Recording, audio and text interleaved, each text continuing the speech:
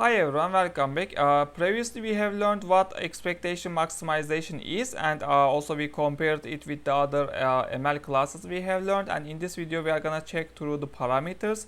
I'm gonna focus these three parameters which are directly affecting the results. So we are gonna check cluster number, covariance matrix type, and the term criteria. We can go to the code part.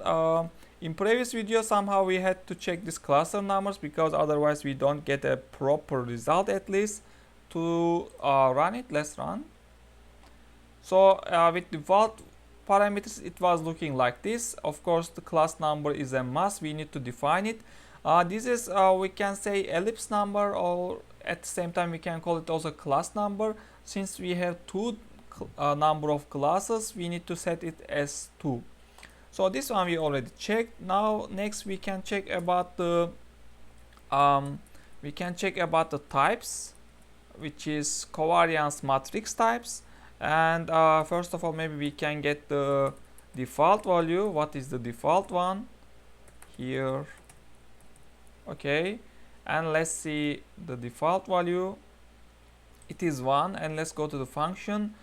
And here the default one, it says here, but these are not the one we are interested. Let's go to the documentation. Covariance matrix types, get term criteria. No. Okay, this one, covariance matrix types, EM types. Yeah, these are the one we are interested. Material spherical, diagonal, generic, and the default. Actually, why we cannot see that here? Covariance. Yes, here are the ones. I don't know. Maybe there are some.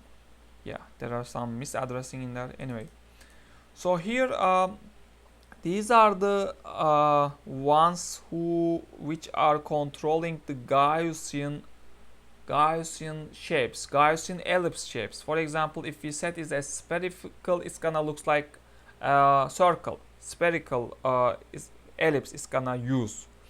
Or if we use diagonal, which is currently we are using, you see the horizontal length is bigger than the vertical length, this ellipse, so it looks like diagonal. Also the default one is diagonal set, and the other one is generic. Generic is kind of, yeah, it's adapting accordingly, but if you know how your data looks like, you can set spherical or diagonal accordingly.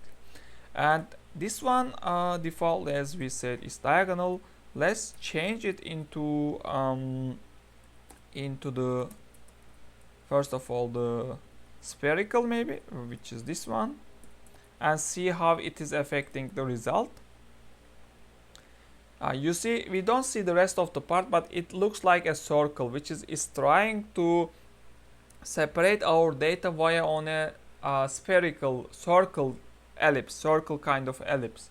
You can understand also from this shape.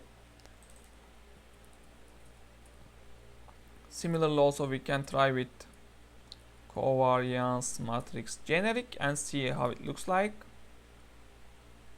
Yes, also is a different kind of ellipse and is trying to set. And I can say this with default values, this is better than the diagonal default values.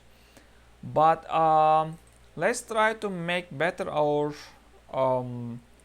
diagonal, which is the default one.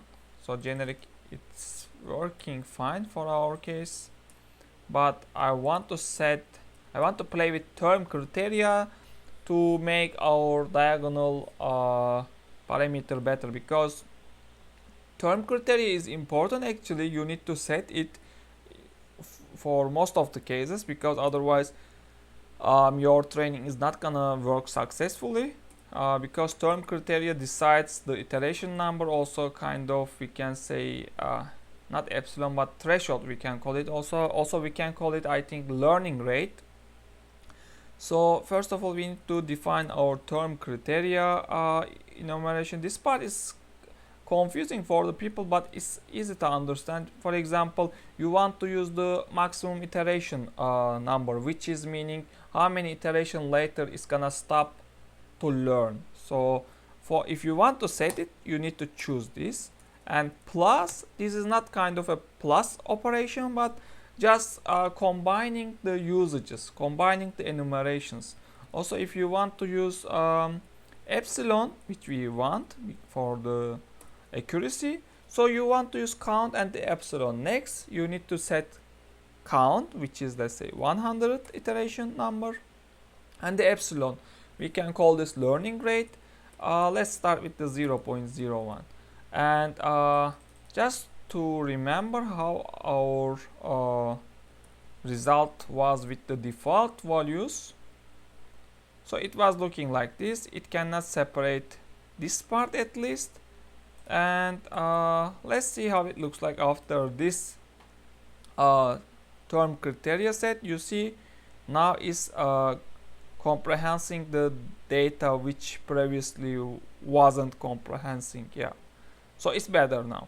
So this term criteria is also very important. You need to set it, and we shouldn't expect it to, of course, classify all the data in here also, because it's not possible. Why I gave this? Because I wanted it to make a bit challenging, so that's why I gave this data. And so the default value, diagonal value, is the mostly good for the covariance type, matrix type, and the cluster number was easy to understand, and the term criteria maybe from here the most important one. And for this video we just check these 3 parameters. Thanks for watching. See you in the next videos.